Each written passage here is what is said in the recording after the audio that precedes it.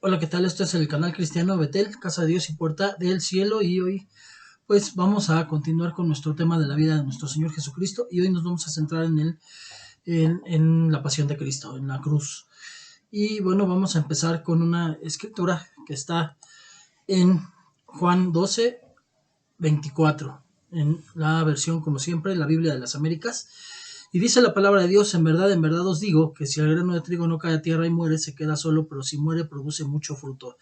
Papito, estamos una vez más delante de su presencia dándole gracias. Gracias por el día, gracias por la bendición, la provisión, gracias por la oportunidad de poder compartir esta palabra, Señor bendito. Y como siempre, le pedimos, Señor bendito, que sea nuestro Señor Espíritu Santo el que nos guíe a toda verdad, Señor bendito. Yo me hago a un lado para que el Señor Espíritu Santo nos hable y nos muestre la verdad, Señor. Le damos gracias, Señor. Como siempre, Señor bendito, le pido que no permita que en mi corazón haya exégesis, sino que hagamos exégesis de la palabra y que podamos compartir la palabra sana, la exacta, la correcta, Señor. Le damos gracias, le damos toda la gloria y la honra en el nombre de su Hijo Jesucristo. Amén y amén.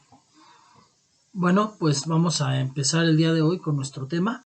Y bueno, vemos aquí en la palabra que nos dice: de cierto os digo que si el grano de trigo no cae a tierra y muere, queda solo, pero si muere, da mucho fruto. Y hoy vemos que después de más de 2000 años de la muerte de nuestro Señor Jesucristo y de su resurrección, por supuesto, podemos ver cómo hoy hay una iglesia a nivel mundial, mucha gente, hay lugares donde todavía hay cierta libertad, se goza de cierta libertad, como en este país. Hay otros en donde está muy reprimido y aún hasta perseguida la iglesia en estos tiempos, pero a final de cuentas en muchas partes ya del mundo se predica, y dice la escritura que hasta que se predique en todas partes del mundo, entonces vendrá el fin. Y vemos, bueno, si pueden ver textos relacionados, es Lucas 22:39-46, Deuteronomio 21:33, Gálatas 3:13, Primera de Pedro 2:21-25, Segunda de Corintios 5:21, Primera de Corintios 2:7-8, Colosenses 2:13-15, que es así. Esa sí la vamos a leer, la de Colosenses 2:13-15. La palabra que está en Colosenses 2:13-15.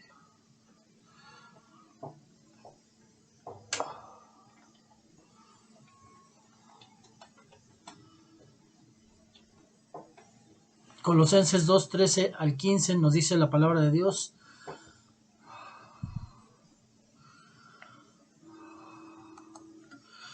permítanme un segundo.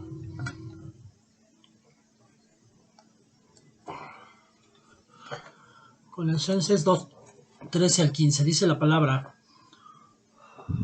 y cuando estabais muertos en vuestros delitos y en la incircuncisión de vuestra carne, os dio vida juntamente con él, habiéndonos perdonado todos los delitos, habiendo cancelado el documento de deuda que consistía en decretos contra nosotros y que nos era adverso, y lo ha quitado de en medio clavándolo en la cruz, y habiendo despojado a los poderes de autoridades, hizo de ellos un espectáculo público, triunfando sobre ellos por medio de él. Bueno, aquí vemos que nos está hablando de la cruz y de lo que hizo el Señor Jesús. Dice que había un documento de deuda que consistía en decretos en contra de nosotros. Por tomar un ejemplo, nosotros hay un juzgado en donde nosotros nos llevan a registrar cuando nacemos, y también cuando alguien se casa, tienen que hacer un acta de matrimonio. En este aspecto, vemos que nos dan un documento, y muchos nosotros le llamamos original a ese documento, cuando ese documento en realidad no es original, es una copia fiel del original, y el original está en fojas en el juzgado. Nosotros solamente tenemos una copia certificada, que es diferente. Entonces, vemos que en el matrimonio hay un acta de matrimonio, y cuando alguien se divorcia no existe un documento que se llame acta de divorcio, sino que en la misma acta de matrimonio aparece atrás cancelado. Quiere decir que ese matrimonio ya es nulo. Entonces, cuando nosotros entendemos esta parte, vemos que finalmente el documento ya no nos lleva a una responsabilidad, a una obligación como pareja a los que están divorciados. Entonces, esto es como también ese documento. Es un documento que tiene el juez, que es nuestro Señor Jesucristo, y que es un documento que consta de decretos contra nosotros, en donde dice cancelado. El documento ha sido cancelado, pero el diablo tiene un documento que es una copia certificada de que nosotros seguíamos o que éramos, digamos, pecadores, que hacíamos el pecado, que ejercemos el pecado, y cada que nosotros volvemos a pecar, el acusador va y le dice al Señor Jesús, aquí está, demuestra que esta persona es así. Entonces nosotros tenemos que entender que el enemigo sí va a seguirnos acusando, pero si nosotros, cuando entendemos la gracia, no caemos otra vez en esas mismas actitudes, entonces nosotros vamos a ser vencedores. ¿Por qué? Porque el Señor ya despojó a los poderes y autoridades de este mundo, y de ellos hizo un espectáculo público y triunfó sobre ellos por medio de la cruz, y entonces nos da a nosotros esa autoridad de ser hijos de Dios y de haber vencido el pecado, y de que ya esa acta de decretos en nuestra contra quede clavada en la cruz. Y bueno, objetivos de este tema: que el creyente comprenda la atrocidad que significaba la cruz, que el creyente conozca que la cruz era un instrumento de vergüenza, de tormento y de muerte, que el cristiano sepa todo lo que ocurrió espiritualmente en ese lugar, y que el cristiano, al igual que como lo hizo Cristo, también tome su cruz y siga al Señor Jesucristo. Preguntas introductorias. ¿Qué sabe usted de la cruz? ¿Por qué, si la cruz a todas luces parece un momento de derrota, es nuestra más grande victoria? Apenas hace poco el líder de la iglesia tradicional dijo, creo que fue el año pasado, que era el más grande fracaso, y realmente fue la más grande victoria de nuestro Señor Jesucristo, y eso es apostasía, el hablar de fracaso.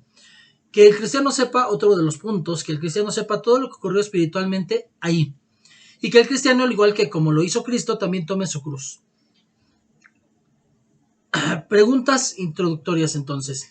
¿Qué sabe usted de la cruz? ¿Por qué, si la cruz a todas luces parece momento de derrota en nuestra vida, es la más grande victoria? ¿Y usted cómo se identifica con la cruz? ¿Tiene algo que ver con su vida?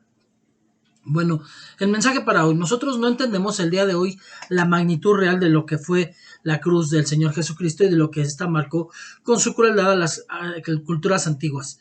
Los escritos romanos, los persas, hebreos, griegos, etc., la aborrecían y condenaban como una práctica abominable. La cruz es originaria de Persia, y reyes como Darío o Alejandro Magno crucificaron de 3,000 a 2,000 personas cada uno. Durante la adolescencia de Jesús, Séforis, una aldea vecina a Nazaret, se levantó en armas. Esta revuelta fue ahogada en sangre, y multitud de gente fue crucificada a los lados del camino. Tal vez Jesús, en el taller de su padre, realizó varias de estas cruces en madera. Bueno, siendo que se conoce o se cree que realmente el Señor Jesucristo era carpintero, pero la palabra que se traduce como carpintero realmente es oficio. Y si hablamos de estos tiempos, pudo haber sido electricista, plomero, fontanero, etcétera. Entonces, en realidad también se dice que pudo haber sido que fuera albañil, porque en realidad en ese tiempo era lo que más se necesitaba, puesto que dice un dicho todavía hasta hoy: todos los caminos llegan a Roma. Y es que en esos tiempos, como hoy, no había seguridad en los caminos, robaban todo lo que había en el camino, y finalmente todos los impuestos tenían que llegar lo más rápido que se pudiera a Roma, y entonces por eso hicieron líneas directas de caminos que fueran a Roma directamente, por eso el dicho.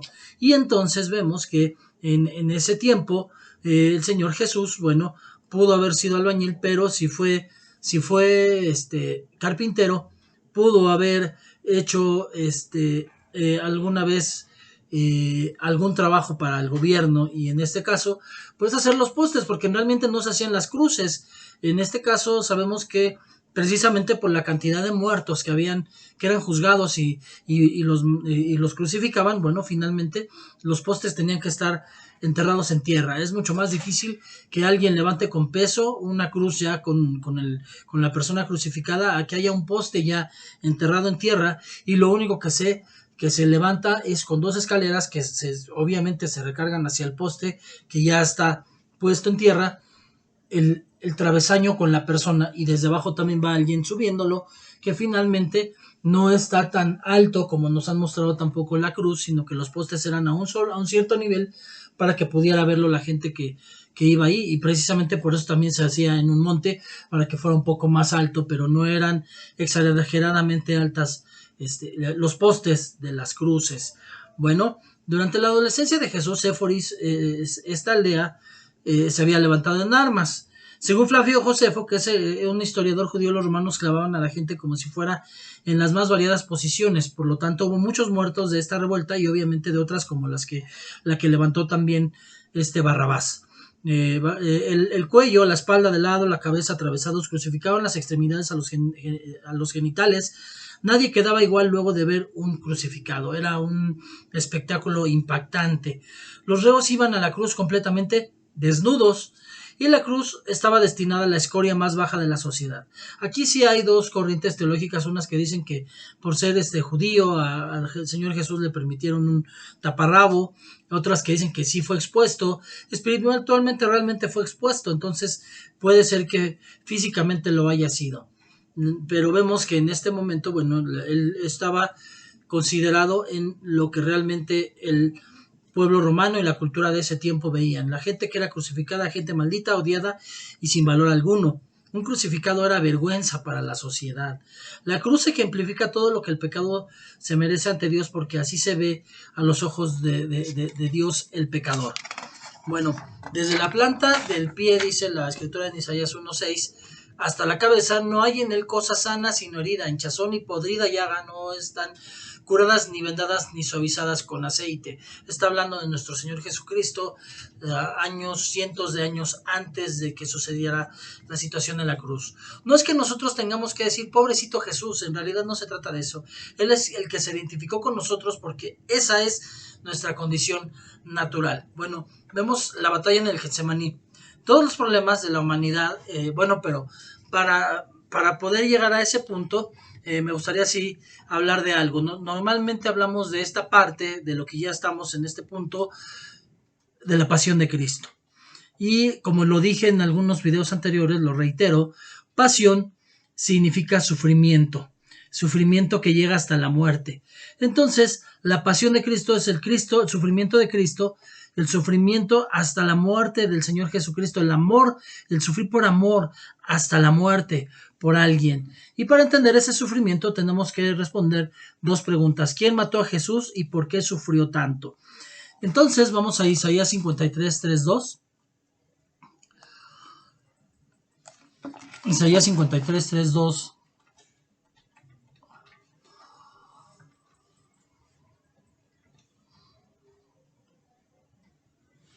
Perdón, es Isaías 53, 3 al 12, no al 2, al 12, perdón, al 12. Isaías 53, 3 al 12 dice la palabra de Dios. Fue despreciado y desechado de los hombres, varón de dolores, experimentado en aflicción y como uno de quien los hombres esconden el rostro. Fue despreciado y no lo estimamos. Ciertamente él llevó nuestras enfermedades y cargó con nuestros dolores. Con todo, nosotros le tuvimos por azotado, por herido de Dios y afligido. Mas él herido fue por nuestras transgresiones, molido por nuestras iniquidades. El castigo por nuestra paz cayó sobre él y por sus heridas hemos sido sanados. Todos nosotros nos descarriamos como ovejas, nos aportamos cada cual por su camino, pero el Señor hizo que cayera sobre él la iniquidad de todos nosotros. Fue oprimido y afligido, nunca abrió su boca, como cordero que es llevado al matadero y como oveja que ante sus trasquiladores permanece muda, no abrió él su boca. Por opresión y juicio fue quitado. Y en cuanto a su generación, ¿quién tuvo en cuenta que él fuera cortado de la tierra de los vivientes? Por la transgresión de mi pueblo, a quien correspondía la herida. Se dispuso con los impíos su sepultura, pero con el rico fue en su muerte, aunque no había hecho violencia, ni había engaño en su boca. Pero quiso el Señor quebrantarle, sometiéndole a padecimiento. Cuando él se entregue a sí mismo como ofrenda de expiación, verá su descendencia, prolongará sus días, y la voluntad del Señor en su mano prosperará. Debido a la angustia de su alma, él lo verá y quedará satisfecho. Por su conocimiento el justo, mi siervo, justificará a muchos y cargará las iniquidades de ellos. Por lo tanto, yo le daré parte con los grandes y con los fuertes repartirá despojos, porque derramó su alma hasta la muerte y con los transgresores fue contado, llevando el pecado de muchos e intercediendo por los transgresores. Bueno, entonces vemos aquí que el Señor Jesús, toda la narrativa que hace Isaías respecto a la muerte, a su muerte en la cruz, a su resurrección, y bueno, entonces vemos entonces que al ver esto vamos a ver ahora Isaías 59, 1 y 2. Isaías 59. Isaías 59.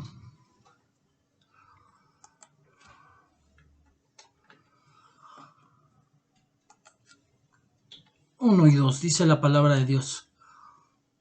He aquí, no se ha cortado la mano del Señor para salvar, ni se ha endurecido su oído para oír.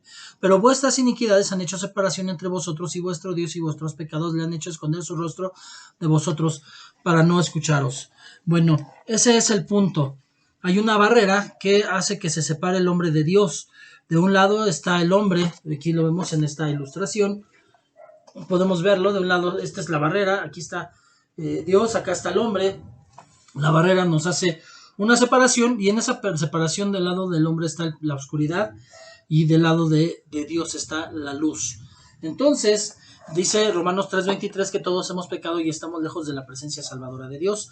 Por lo tanto, nosotros necesitábamos de esa muerte. Pero ahora vamos a conocer realmente el valor de esa muerte. Todos los problemas de la humanidad han empezado en el huerto, en un huerto, como en el huerto de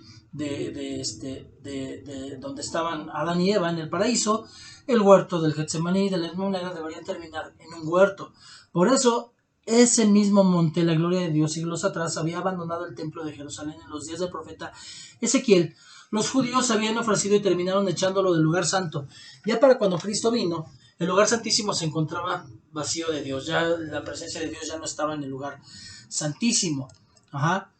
Sin embargo, desde ese mismo lugar, este adorador perfecto la haría volver a su nuevo templo, la iglesia. O sea, estamos hablando del Señor Jesucristo. Y esto lo vemos en Ezequiel 11, 22 al 25.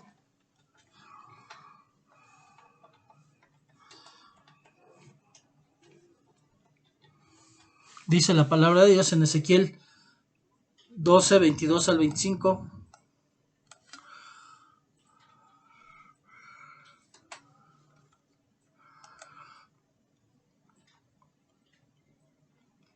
Entonces los querubines alzaron sus alas con las ruedas a su lado, y la gloria de Dios de Israel estaba por encima, sobre ellos.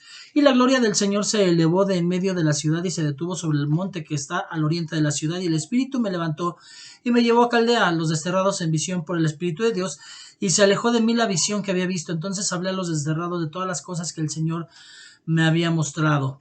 La gloria de Israel estaba por encima de ellos. Aquí vemos entonces que este adorador, Jesús, sería el que haría regresar la gloria de Dios. Todos aquellos que piensan que Jesucristo venció al pecado y al diablo en la cruz están equivocados. La cruz fue para todos nosotros, pero la más grande lucha con sus debilidades humanas del Señor Jesús fue en el Getsemaní. Cristo sabía todo lo que una cruz significaba. La ley de Dios lo haría un ser maldito e inmundo. Él también sabía lo que era un ser capaz de sufrir en la cruz. La presión era enorme, su limpieza y su adoración le dieron como premio la copa de la salvación. Eso lo vemos en Salmo 116:13. El Padre le mostraba su necesidad de traer a sus hijos a casa, pero el costo espiritual fue enorme. Cristo tendría sobre sí mismo toda la inmundicia conocida. Sería polvo para la serpiente, y todo demonio del Averno tendría derecho para desgraciarle su cuerpo y la vida. El principio de la obediencia estaba en juego. Si él decidía obedecer, el costo sería la muerte. Si él obedecía, pecaba en algún grado, porque ya conocía la voluntad del Padre. Entonces, el principio satánico de rebeldía ganaría para siempre. Así Jesús aprendió la obediencia. Hebreos 5, 7, 9. Sujetándose en adoración y en amor al Padre hasta morir. Hebreos 12:4. Esa sí la vamos a leer, esa escritura. Hebreos 12:4, que quizás muchos de los que leen, que escuchan, se la sepan esta escritura. Hebreos 12:4 dice la palabra de Dios en Hebreos 12:4. Porque todavía en vuestra lucha contra el pecado no habéis resistido hasta el punto de derramar sangre. El Señor Jesús lo hizo. Entonces, la trampa para el león. Para el maligno, este era su momento anhelado, el mejor momento. Él tenía derecho legal sobre el Hijo de Dios. No podía poseer, ya que Jesús espiritualmente no lo podía poseer, ya que espiritualmente estaba lleno de Dios. O alguien que está lleno de Dios no puede ser poseído, pero su carne sí lo pagaría. La noche más oscura estaba preparada para nuestro Señor Jesucristo. Durante la noche Jesús anduvo de un lugar a otro. Primero fue a la casa de Anás, luego a la de Caifás, el sumo sacerdote. Esto también implicó el caminar kilómetros, primero a donde llegaron a tomar la Santa Cena, después al huerto, después a la casa de Anás, después a la casa de Caifás, y esto no estaba tan cerca, y todo esto fue caminando. Y esto fue llevado ante los miembros del concilio que lograron reunir aquella noche. Satanás y sus ángeles habían preparado este momento por años, y la opresión y el ambiente espiritual en aquella sala era desolador. Todos ensañaban con él, y todo el odio del demonio para con Dios finalmente caería en su espalda. Lo impresionante del caso es que la vida misma de Jesús fue para ese momento. Año tras año, minuto a minuto, desde que era un niño, empezó la cuenta regresiva de su vida para aquella hora. Bueno, después de estas cosas, fueron con Pilato. Y Pilato lo mandó a Herodes, Herodes lo regresa a Pilato, y al final Cristo es golpeado, humillado, abofeteado, escupido, arrancado de su barba. Ahora, los látigos romanos estaban incrustados con huesos y su piel desnuda fue desgarrada. Ahora, no solamente había un tipo de látigo, látigos que tenían huesos incrustados, otros tenían bolas de plomo, algunos tenían hilos, no solamente era uno, sino hilos en un solo látigo, y habían otros que tenían en la punta garfios. Estos garfios penetraban en la piel, y por la fuerza que penetraban arrancaban pedazos, trozos de piel, y aún en ocasiones por la fuerza en que se latigaba era hasta hueso. Algo que es común creer que precisamente como los judíos no tenían permitido 40 latigazos, por poderse equivocar, siempre daban 39 para permanecer en la ley.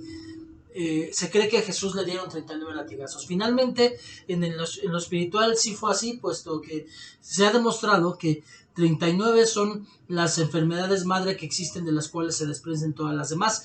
Y dice la Escritura que Él llevó nuestras enfermedades en su cuerpo. Entonces, por eso sí es verdad hasta ahí.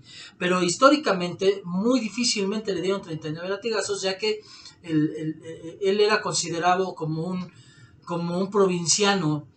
Se le veía menos por los romanos, ellos eran ciudadanos romanos, el que le estaba latigando a un ciudadano romano no era un judío, y entonces era difícil que le diera solamente 39 latigazos. Los verdugos judíos, romanos, estaban entrenados para darle de latigazos hasta que se cansara su brazo derecho, y después daba de latigazos con el izquierdo. Y ellos podían escoger entre todas las armas que tenían ahí, todos los látigos, diferentes tipos, cuál querían usar o usarlos indistintamente.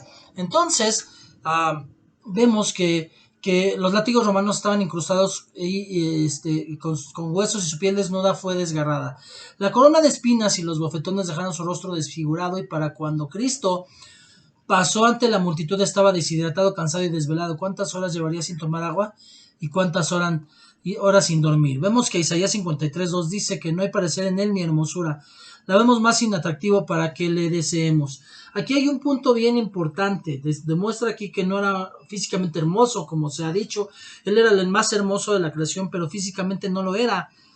Entonces, pero también dice de mi cuerpo a los heridores, di mi cuerpo a los heridores, y mis mejillas a los que me besaban la barba. No escondí mi rostro de injurias y disputos. Isaías 56. Y algunos comenzaron a escupirle, a cubrirle el rostro y a darle puñetadas, a decirle profetiza, y los alguaciles le daban de bofetadas. Marcos 14:65.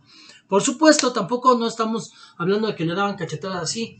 Eran soldados y ellos estaban acostumbrados a golpear.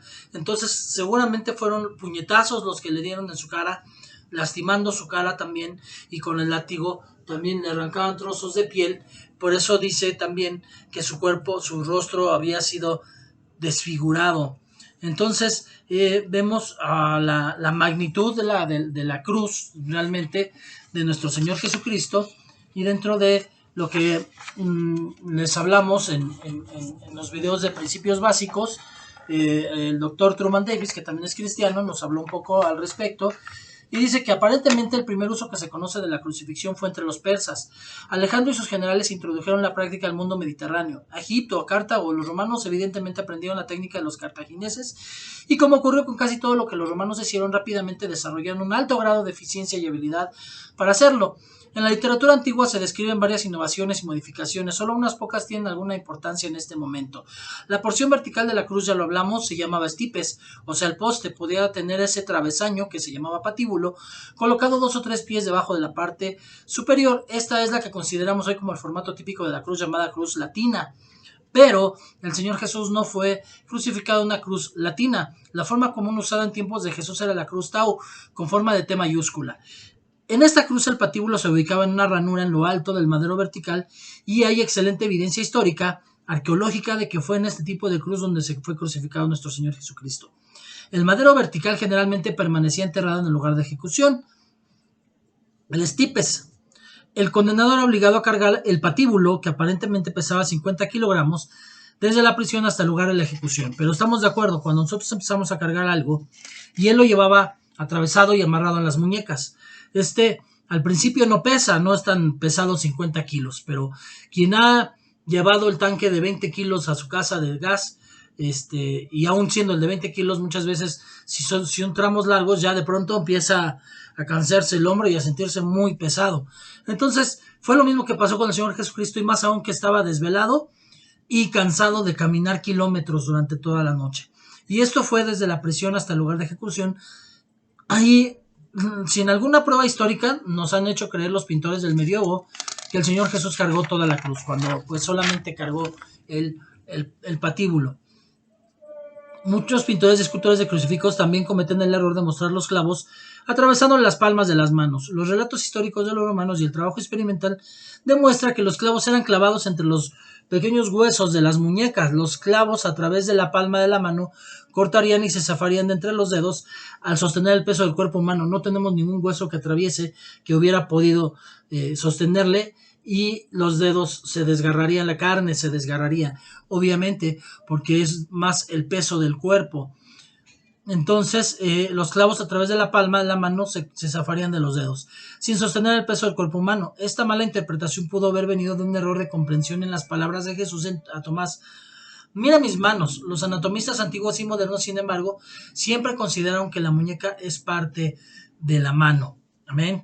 Bueno, pues entonces la mano es considerada así, por eso la Biblia dice que la mano y los clavos fueron clavados aquí en esta parte.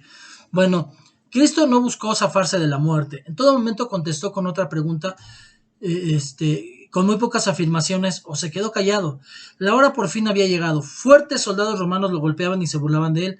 La cruz tenía que ser vergonzosa, ya que se trataba en este caso de un sacrificio por el pecado, y el sacrificio por el pecado de los judíos era tratado como algo inmundo, fuera de lugar, santo, y las cenizas y restos del animal eran llevadas incluso fuera del campamento.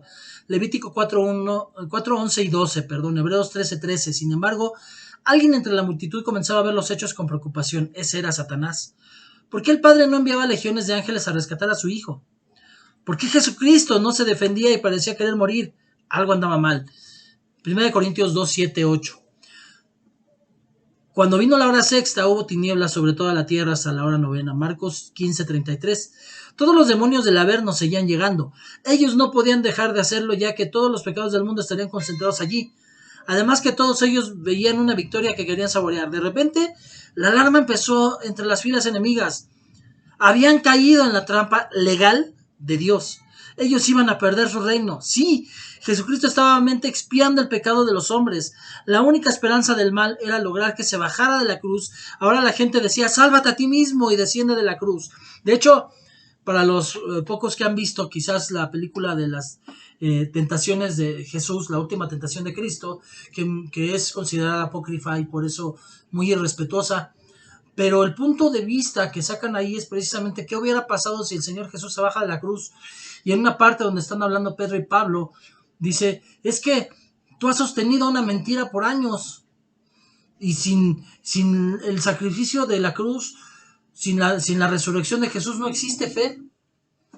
Al final termina el Padre perdón regresando a la cruz, pero bueno, es otra cosa, es algo que la última tentación de Cristo es lo que el diablo quería que pasara, que Jesús se bajara de la cruz para que no hubiera perdón de los pecados del mundo. Marcos 15:30, pero ya era tarde, demasiado tarde, ya no había forma. El Señor Jesús no iba a hacer eso de bajarse de la cruz, sino que él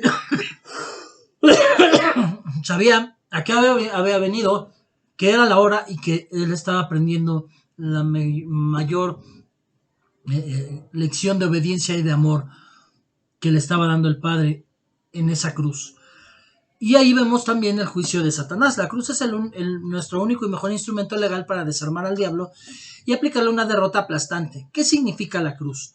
Que Dios no perdona el pecado. Si Cristo, su mismo Hijo, tuvo que pagar ese precio por los pecados de la humanidad, entonces para el diablo y sus ángeles no había ninguna esperanza. Eso lo vemos en Hebreos 2:6, porque muchos dicen, no, es que si el diablo se arrepintiera, pues no hay ya arrepentimiento. De hecho, no lo va a hacer, pero tampoco hay forma ya de que se arrepienta. El Señor solamente dio la oportunidad al hombre. Pero uno ha testificado en cierto lugar diciendo, ¿qué es el hombre para que de él te acuerdas? ¿O el hijo del hombre para que te intereses en él? ¿Qué somos para que nosotros nos vea el Señor de diferente manera a Satanás y a sus legiones? Y bueno, el segundo punto, la cruz significa también que el diablo y sus ángeles no tenían argumentos o excusas para no obedecer a Dios, ya que un débil ser de carne fue capaz de obedecerle siempre, incluso hasta la muerte. O sea, sí era Dios, pero él no utilizó sus atributos como Dios para hacer esto, sino que él lo vivió al 100% como hombre. Otro punto es que su parapeto se iba. El diablo y sus secuaces habían usado a los hombres como un escudo para esconderse y lastimar a Dios. Ahora el hombre tenía donde esconderse, en la cruz de Cristo, con Cristo. Ellos, sin embargo, han quedado desnudos ante los ojos del Altísimo como los verdaderos culpables. El hombre ya tuvo quien pagara por él. Eso lo vemos en Colosenses 3:3. Otra cosa es que, y sobre todo, la más grande lección de todas, Satanás empezó su rebelión siglos atrás intentando ser como Dios, sentándose y subiendo a su trono. La lección le dice, porque nadie puede ser como Dios, porque Dios es amor. Él, por el contrario, bajó del trono y estuvo dispuesto a humillarse por amor a la más pequeña de sus criaturas. Es por eso que Dios es Dios. El que se humilla es exaltado. Y el último punto es que el diablo, quien tantas veces despreció la palabra de Dios, tarde descubrió que Jesucristo solo estuvo cumpliendo las escrituras. Todo el tiempo estuvo solamente cumpliendo las escrituras y el diablo ni se había dado cuenta. Todo el tiempo estuvo solamente cumpliendo las escrituras y el diablo no lo entendía. En el Salmo 22 Cristo menciona cómo podía ver él desde la cruz a todos. Él estaba viendo a Satanás allí y no podían hacer nada. Vamos a ver Salmos 22.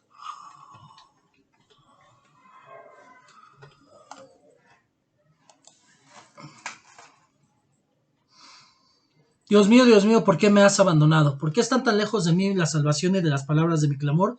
Dios mío, de día clamo y no respondes, y de noche, pero no hay para mí reposo. Sin embargo, tú eres santo, que habitas entre las alabanzas de Israel. En ti confiaron nuestros padres, confiaron y tú los libraste. A ti clamaron y fueron librados, en ti confiaron y no fueron decepcionados. Pero yo soy gusano y no hombre, oprobio de los hombres y despreciado del pueblo.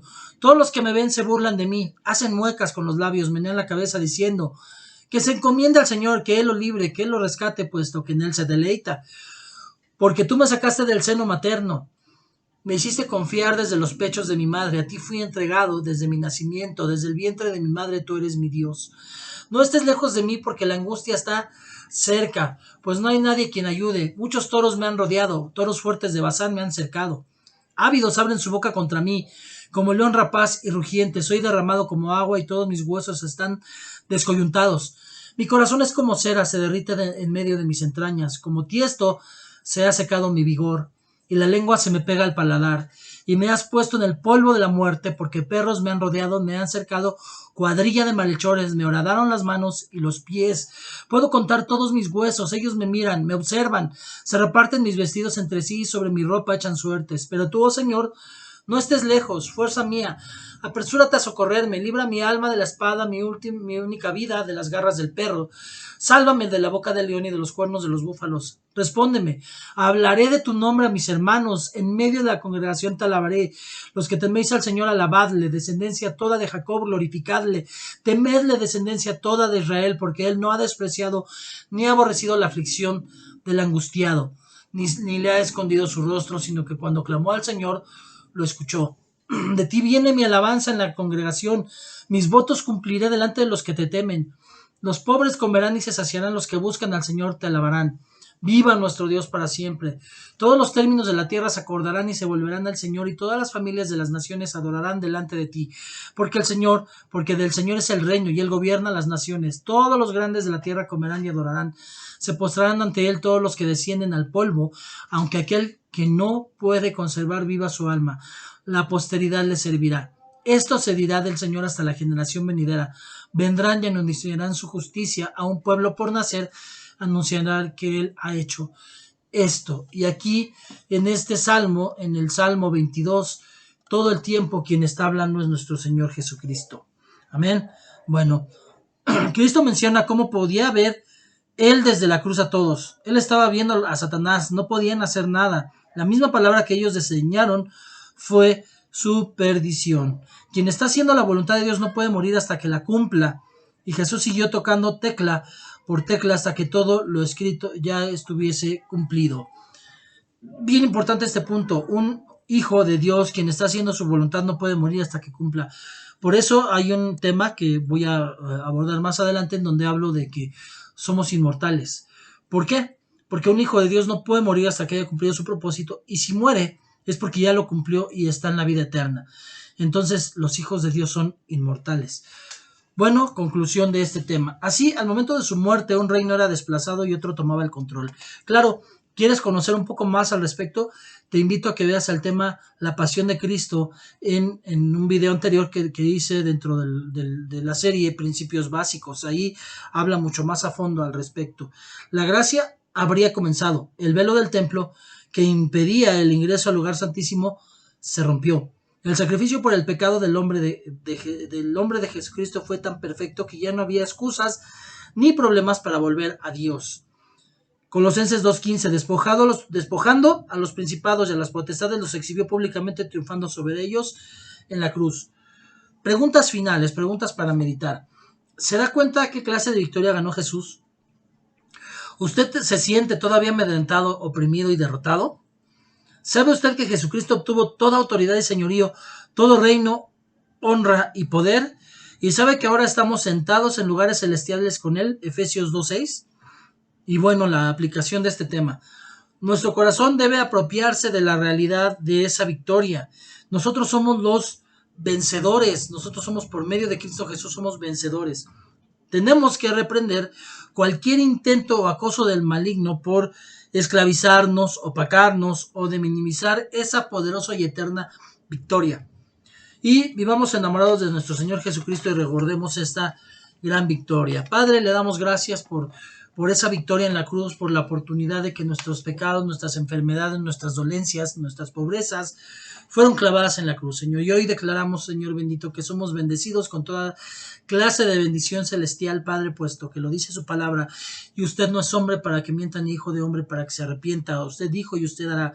Así que nosotros declaramos, Señor bendito, que mientras estemos en el bendito, mientras carguemos nuestra cruz, mientras caminemos con nuestro Señor Jesús, somos más que vencedores y tenemos asegurada la vida eterna por ese pago que hizo nuestro Señor Jesucristo en la cruz, la gran victoria que el diablo pensaba y aún quiere hoy meter la mentalidad a la gente de que fue la gran derrota de Jesús, pero que fue su gran derrota, en donde fue derrotado el enemigo, donde quedó bajo nuestros pies y en donde él ya solamente estos tiempos está dando patadas de ahogado, en donde él ya perdió y ya no hay más que hacer, porque todo sacrificio, todo lo que había que hacer el Señor lo hizo en la cruz para que nosotros, los que le creemos, seamos salvos. Gracias, Padre. Le pido que se queden en el hueco de su mano las personas que vean este video, Señor Dios Todopoderoso, que siga bendiciéndoles, Señor bendito, y que siga siendo este canal sea un medio de bendición para ellos. Gracias, le doy toda la gloria y la honra y todo esto se lo oro en el nombre de su Hijo Jesucristo. Amén y amén. Bueno, pues con esto terminamos el tema de la cruz. Vamos a seguir con esta serie. El tema siguiente es el nuevo pacto. Vamos a hablar del nuevo pacto.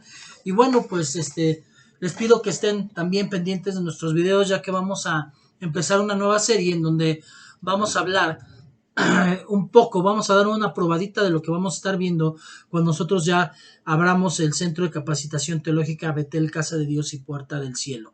Y vamos a empezar con el tema que se llama Introducción a la Biblia. Así que les pido que estén atentos al siguiente video y que, bueno, como siempre, me regalen un like, que lo compartan para que otros también puedan recibir esta bendición y nos vemos a la próxima. Asimismo les pido que me regalen un comentario en la caja de comentarios y asimismo también que me puedan dar temas de los que podamos estar hablando en este lugar. Si hay dudas o preguntas, igualmente también en la caja de comentarios aceptamos todo tipo de comentarios. Gracias, que Dios me los bendiga. Chao.